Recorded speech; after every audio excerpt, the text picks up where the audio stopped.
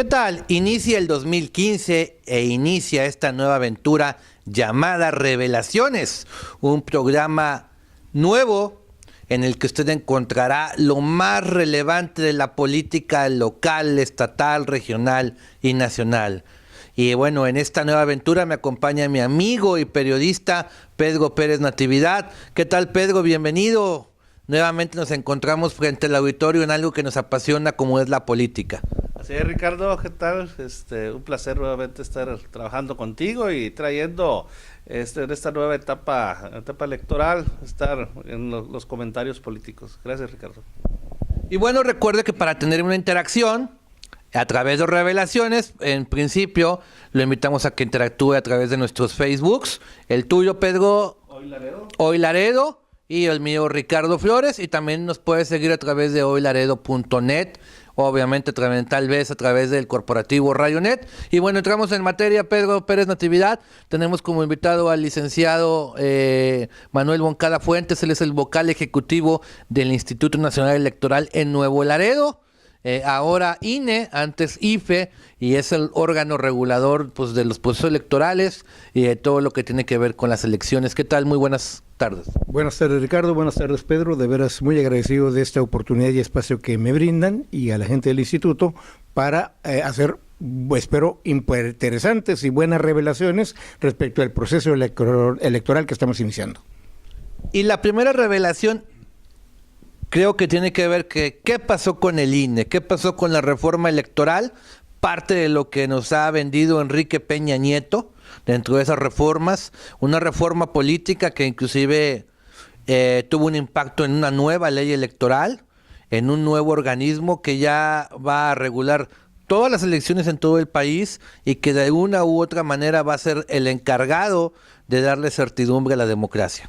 Bueno, la reforma tiene, como todas las reformas electorales en nuestro país, un antecedente histórico muy rico y muy complejo.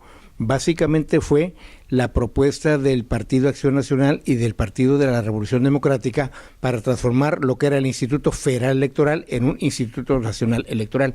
Pero ya en el proceso legislativo de elaboración de la nueva norma se consideraron todas las iniciativas sobre la materia, las mismas que habían presentado distintos grupos parlamentarios o distintos partidos políticos, se analizaron en su contenido. Forma parte de ello el famoso Pacto por México, con un apartado de democracia y de gobierno mexicano que establecía ahí algunas propuestas de cambio en el ámbito electoral, y finalmente el resultado fue: 1, la transformación del IFE en Instituto Nacional Electoral; 2, no la desaparición de los organismos estatales locales, que era una propuesta de origen que hacían los partidos políticos que hicieron esa presentación. Subsiste el INE con los organismos políticos electorales locales, con una división de competencias que ahora determina su carácter de nacional. ¿Por qué nacional? Pues porque interviene en algunas etapas importantes de los procesos locales, puede hacerse cargo inclusive de un proceso electoral completo local, y algunas materias del ámbito de las elecciones, aún de los procesos locales, van a ser de naturaleza nacional, como la fiscalización. Hoy la fiscalización de los gastos que realicen partidos y candidatos, no importa si es un proceso electoral federal o local, atañe al Instituto Nacional Electoral. Es una nueva división de competencias en ese ámbito al que apenas nos vamos a acostumbrar los mexicanos en este 2015, que, como decía con razón Ricardo, es un nuevo año con un proceso electoral, un nuevo árbitro electoral, el IFE transformado en INE, una nueva legislación electoral en la materia que no deja de traer algunas novedades, como los candidatos independientes y la reelección de quienes resulten electos en la jornada del 7 de junio de este año. Okay, estamos ya ahorita en plena jornada electoral. Ya algunos partidos políticos ya eligieron precandidatos, incluso ya se iniciaron los tiempos para las precampañas. ¿Cuáles son las reglas de este juego? Las reglas de esta elección que se jugará este 7 de junio. En primer término, la fecha. Es muy importante que todos sepamos e identifiquemos que habiendo estado acostumbrados a votar en julio, el primer domingo de julio, la primera semana de julio, ahora por primera y única ocasión la votación será el 7 de junio, un mes antes. Esto obligó a modificar todo el calendario electoral y prácticamente a anticipar, por lo menos en un mes, todas estas tareas de preparación del proceso. Hablo de lo que tiene que ver con ubicación de casillas, integración de los funcionarios, registro de candidatos, desarrollo de precampañas y campañas, es decir, todas esas actividades, incluyendo la documentación y el material electoral, se anticipan para efectos de que concluyan todas esas tareas de preparación y en la semana previa al 7 de junio estemos entregando a los presidentes de casilla, designados por un doble sorteo del mes de nacimiento y de la letra del apellido, que resulten aptos, acepten su puesto y sean capacitados por el personal del INE, entregándoles en la semana previa de lunes a viernes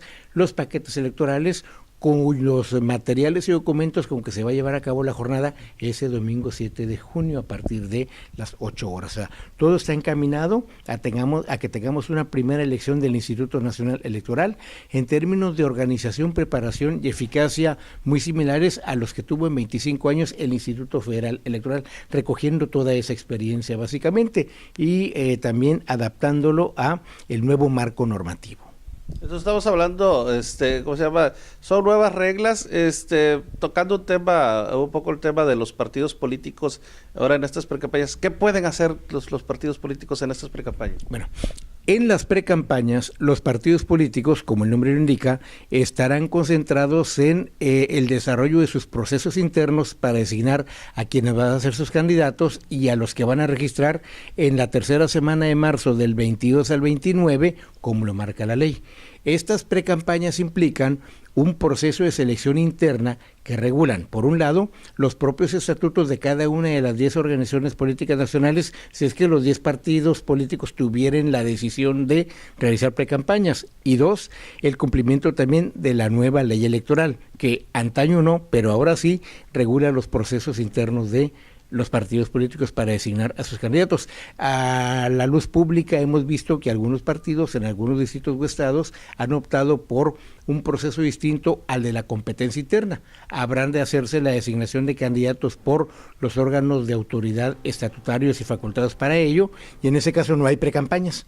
En ese caso no hay estos 40 días de actividad previa de designación, sino que hay que esperar a que el designado reúna todos los documentos y requisitos que debe presentar y estar ante la autoridad electoral en el periodo de registro del 22 al 29 de marzo. En el caso, de aquellos partidos políticos que sí decidan hacer algún proceso interno, habrá que esperar primero el desarrollo de esta precampaña, luego la ejecución del mecanismo de selección interna, la definición de un candidato, la solución de algunos aspectos de justicia electoral que también podrían hacerse en un momento dado, generarse inconformidades y demás, y luego esperar también que el designado sea registrado ante el Instituto Nacional Electoral en el órgano distrital o en el central entre el 22 y el 29 de marzo. Es un plazo de registro de candidatos válido para todos los candidatos, sean de uno o los 10 partidos políticos o sean candidatos independientes, que es la otra figura novedosa que nos trae esta nueva legislación.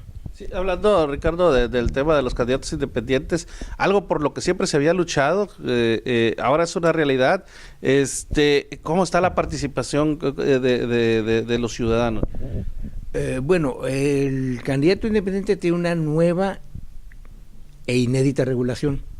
Como no tiene un partido político que lo ampare, la ley le establece como requisito, primero, presentarse ante el Instituto Nacional Electoral en el plazo que la ley estableció, presentar un escrito de intención o manifestación de que quiere ser candidato o candidata independiente, protocolizar en un notario público una asociación civil que sea la responsable de los ingresos, gastos y representación legal, inscribir esa asociación legal en el Servicio de Administración Tributaria y aperturar una cuenta bancaria precisamente para los movimientos de ingresos y egresos que realicen en sus actividades de candidatura. Entonces, esta primera etapa ya se agotó en el nivel nacional. Hubo 52 candidatos independientes o candidatas ciudadanos que se cumplieron con esa primera etapa y que desde el 30 de diciembre están involucrados en el cumplimiento de la segunda etapa, que consiste en recabar el apoyo ciudadano, del 2% de los electores de la lista nominal de su distrito, que por lo menos el 1% corresponda a la mitad de las secciones electorales de su distrito y poder acreditar así un apoyo ciudadano sólido que les permita en la tercera etapa registrarse como candidatos independientes al puesto de diputado federal por mayoría relativa. Esas son las 3 etapas que tienen que agotar los candidatos independientes en esta nueva ley electoral, que como lo señalaba don Pedro, con mucha razón, es una vieja y añeja demanda ciudadana o de cualquier otra naturaleza, pero que ya está en la ley y que ya se está aplicando y materializando. Este tema, Bocada, ha sido muy polémico. Hay mucha queja de que dicen que es imposible llegar a ser candidato ciudadano, porque a pesar de que ya la ley electoral lo contempla, los requisitos son algo imposible de conseguir, principalmente las firmas, incluso hasta hay spots, hay mucha queja. ¿Qué nos puede decir? Bueno, no nos corresponde calificar sobre el nivel de complejidad o de facilidad de la regla. Como INE nos corresponde aplicar los procedimientos, orientar sobre los requisitos, facilitar toda esta información a los interesados y revisar la documentación. En cuanto a la primera etapa, creo que no hay razón, porque creo que cualquier interesado, y hubo más de 2 o 3 que estuvieron en la oficina, desde el 22 de noviembre hasta el 27 de diciembre o 26, bien pudieron ir con un notario público, protocolizar una AC, no había necesidad de ingenio jurídico o de inventar algo, el INE les entregaba en un CD o en un formato los estatutos únicamente para llenar los requisitos de quiénes eran las por lo menos 3 personas, uno de ellos el aspirante, el otro el administrador y el otro el representante legal, quienes habrían de constituir la asociación civil. Después de eso el notario por sí mismo y como parte de su servicio legal, inscribir en Hacienda, y después de eso creo que cualquier persona puede ir cualquier mañana a cualquier banco y aperturar una cuenta de banco para recibir depósitos de ingresos. O sea, esa es la primera etapa.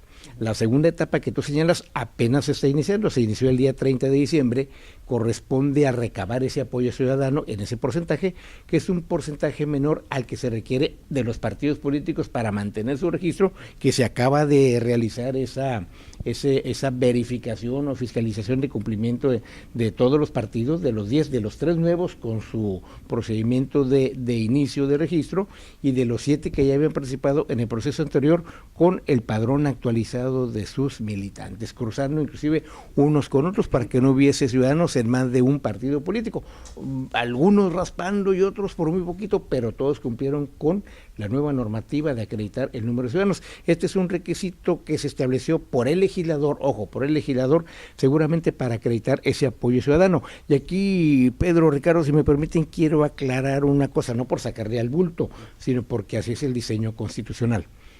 Al INE hoy, al IFE ayer, le corresponde aplicar la ley electoral. Esta nueva Ley General de Procedimientos Electorales o el viejo Código Federal de Instituciones y Procedimientos.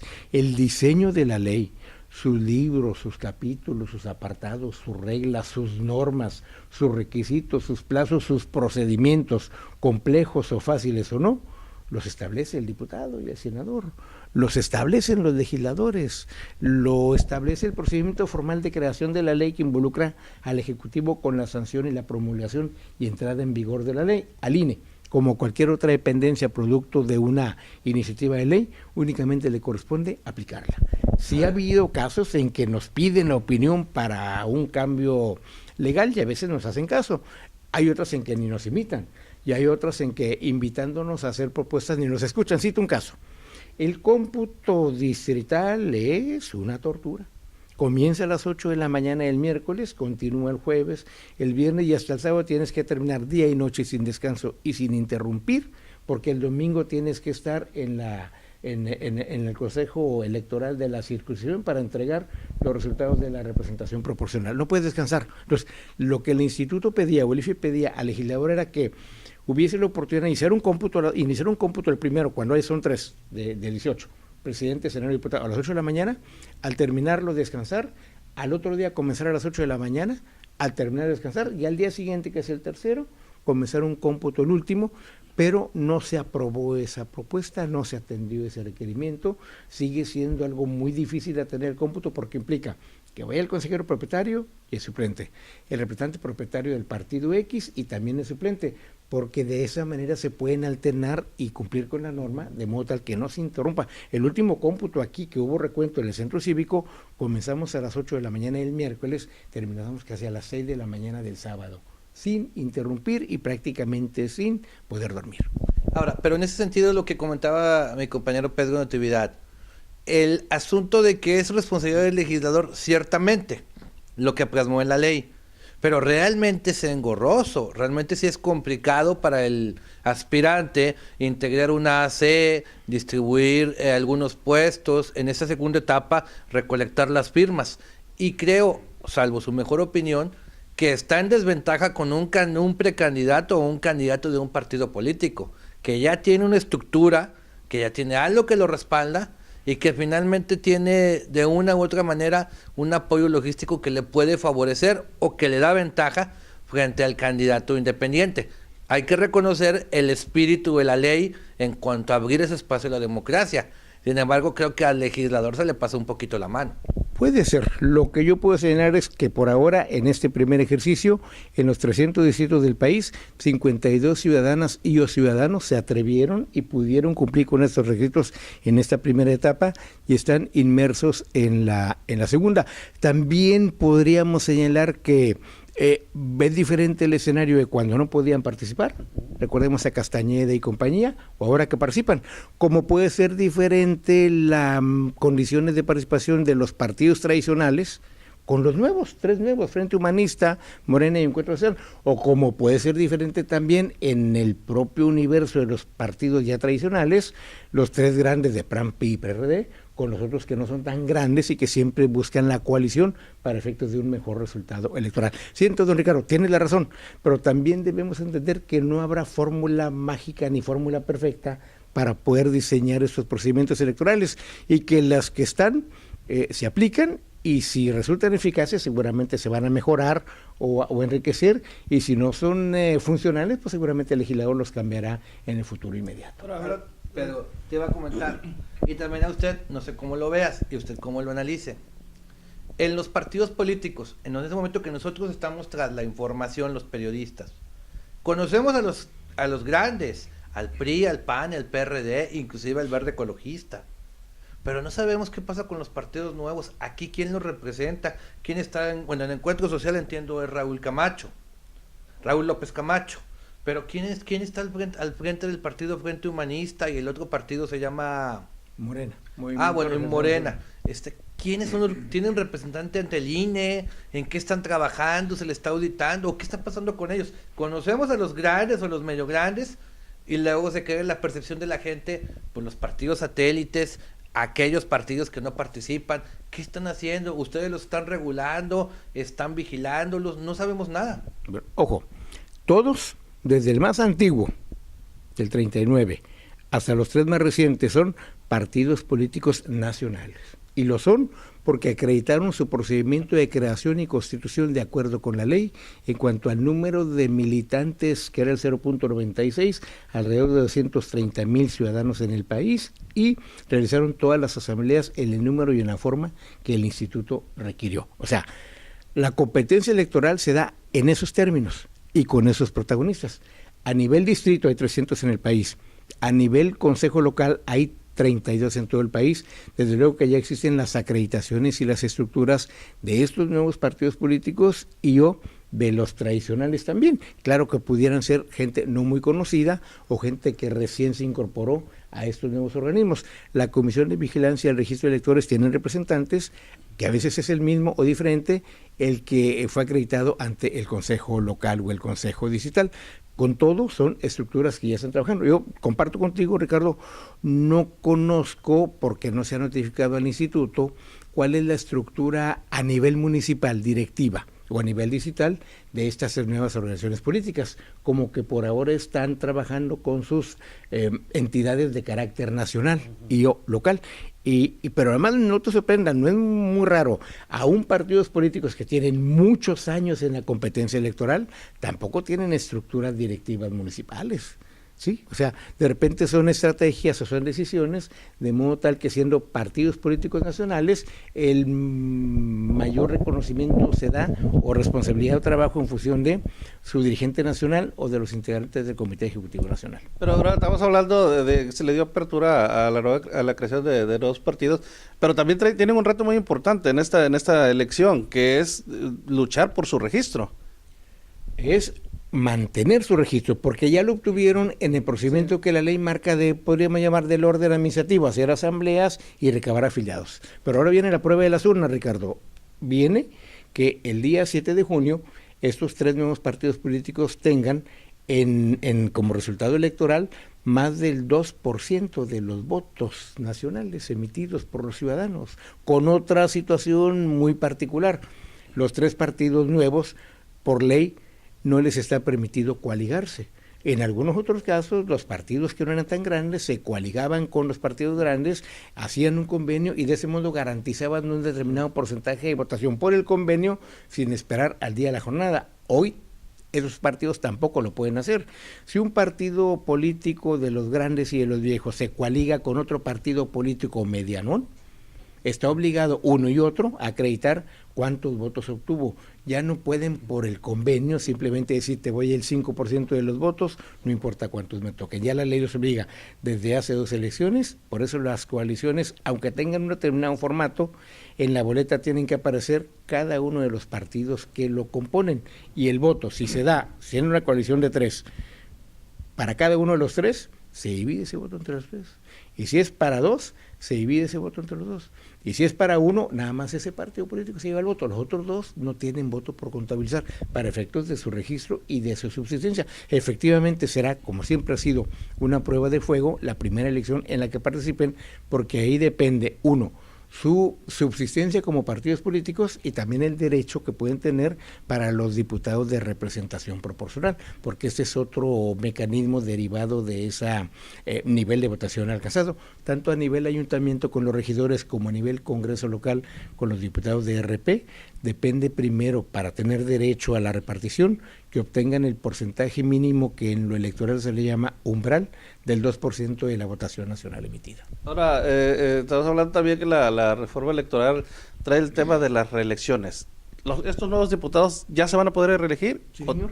Los diputados que resulten de la elección del 7 de junio podrán reelegirse una, otra y otra vez. Y los senadores que surjan de la elección del 18 podrán reelegirse una vez más. El periodo coincide 12 años máximo como legislador o como parlamentario. Muy bien, Ricardo. Es un atractivo también para la competencia electoral, un reto, porque tendrán que regresar con elecciones y decirle, a ver qué hizo usted, diputado, porque si no, ya no le vuelvo a dar mi voto. O sea, es importante. Sí. Los que son partidarios en sentido positivo de este mecanismo de reelección lo ven desde ese punto de vista. Quienes no son partidarios de la reelección y creen que se va a generar una camarilla política elitista y tradicional, bueno, tienen también algunos aspectos que señalar. Pero de entrada ese podría ser un primer elemento. Si un legislador que gane la próxima elección en cualquier lugar del país tiene el propósito de reelegirse, tendrá que hacer un buen trabajo y tendrá que presentarse de nuevo ante sus electores a solicitar otra vez el voto ciudadano. Creo que es un mecanismo novedoso en nuestra política y en nuestra legislación electoral mexicana a la que no estábamos acostumbrados. Importante. Me quedo con 3 cosas en esta entrevista, Ricardo. Una, de que aunque con sus quejas y todo eso, bueno, por fin se abrió la democracia a los ciudadanos, ¿verdad? Y pienso que va a ser un experimento, y yo creo que poco a poco se va a ir adecuando esta situación de las candidaturas ciudadanas. Otra de que los partidos ahora sí van a tener que trabajar para poder mantener su registro. Ahora sí van a tener, principalmente aquí en Tamaulipas, que no hay ninguna coalición y que van solos con candidatos, todos ahora sí van a tener que sudar para poder mantenerse. Y pues la tercera, de que estos nuevos diputados federales que sean elegidos el día 6 de junio, pues también van a tener que trabajar. Ahora sí van a tener que demostrar trabajo si es que quieren seguir, si es que quieren utilizar el tema de la reelección, Ricardo. Ahora, el tema de la reelección, ¿es únicamente diputados federales y senadores o se amplía el espectro a otros puestos de elección popular? Por ahora, únicamente en ese ámbito federal, porque para hacerlo en el ámbito local es necesario en Tamaulipas las reformas a la Constitución Política Local y a la ley de la materia. Con toda seguridad que lo van a hacer porque ya está en la Constitución Nacional, pero al tiempo, creo que al concluir el proceso federal de junio, ya existe el compromiso público de la legislatura o el Congreso de Tamaulipas de abocarse a estos cambios legislativos. Tendrán que hacerlo en todos los estados del país. Ahora, en el asunto de la reelección, quisiéramos que fuera como en Laredo, Texas, Pedro, o dice Manuel Moncada, que realmente la gente sale y da su voto. Sin embargo, entramos también a un terreno en el que él siempre ha sido, o últimamente, en los últimos años, el ganador, no nada más en Nuevo Laredo, en México, el abstencionismo. ¿Qué tan bueno va a ser para promover la participación ciudadana, la cultura democrática, y qué tan negativo pudiera ser para que sea la gente más indiferente de ver la misma cara, el mismo personaje y obviamente pues el mismo juicio de que pues finalmente para qué voy y voto? Mira, Ricardo, completamente de acuerdo con las tres conclusiones que don Pedro ahorita señalaba, son de lógica muy acertadas y muy correctas. Pero también lo que tú señalas, porque del otro lado está la participación ciudadana, el votante por el partido o por el candidato. Un ciudadano que tenga cultura democrática y educación cívica, no solo para atender el llamado de las urnas el día de la jornada, sino para el otro día estar insistiendo en cuál es el compromiso que debe cumplirse y al otro día estar insistiendo en cuáles deben ser las políticas públicas que se aprueben por un diputado en este país, en economía o en cualquier otro sentido. Y cuando llegue la otra cita con las urnas dentro de 3 años, no solo el afán de reelegirse de un funcionario público, sino también la buena memoria y el seguimiento que le dé el ciudadano a esa labor para poder decidir. Creo que ambos elementos son muy necesarios y muy favorables para poder crecer en democracia, para poder tener un nivel de ciudadanía, una calidad de ciudadanía un poquito mayor que la que tenemos. Para empezar, se caracteriza por la no participación y luego encima de eso te promueven campañas del voto nulo o te promueven campañas del no voto que en lugar de beneficiar en ese sentido dan con todo lo contrario. Yo prefiero un voto nulo o un voto ahí con alguna expresión de otro tipo, pero que implica que un ciudadano se tomó el tiempo y la oportunidad de ir y mencionar qué opinaba a alguien que de plano no sé ni por qué no vino. Pero en fin, el camino correcto debe ser mayor participación, mayor compromiso de los candidatos y de los partidos, mejores candidatos en todos los ámbitos y también que la función que se desarrolle sea de beneficio para todo el mundo, de modo tal que la democracia no solo sea electoral y juego limpio para el que tenga el mayor número de votos gane, sino que la democracia sea una forma de gobernar y de actuar que genere decisiones de beneficio para toda la gente todos los días. Como colofón, ¿algo más que quiera añadir? Ya nos vamos, pero de despedida. Básicamente reiterarles que estamos frente a un escenario nuevo y muy importante del ámbito electoral. Los mexicanos tenemos un nuevo INE, una nueva autoridad electoral, una nueva ley en la materia, una nueva fecha de las elecciones y desde el punto de vista del instituto todas las ganas y el compromiso del mundo para que esa elección resulte la mejor. Muy bien, gracias. Pedro, ya nos vamos. ¿Alguna conclusión? No, pues como te digo, me quedo con esos 3 grandes temas que serán harto interesantes, y que pues esperemos que ahora sí la nueva autoridad electoral no simplemente haya cambiado nada más de nombre, sino que realmente sea esa autoridad que tanto los mexicanos tanto queremos, de que siempre nos quejamos de que siempre la autoridad electoral siempre es comparsa y que, o sea, esperemos que esta vez sí esa reforma electoral sea de gran beneficio y nos deje a todos los mexicanos contentos. Que así sea. Muy bien, pues a usted le agradezco al licenciado Manuel Moncada Fuentes, vocal ejecutivo del Instituto Nacional Electoral, a mi compañero y amigo el licenciado Pedro Pérez Natividad y un servidor Ricardo Flores. Recuerdo que esto fue Revelaciones y entre la primera revelación del final de este programa, recuerde, quédese con esta frase: en la política, en la guerra y en el amor, todo se vale. Hasta la próxima.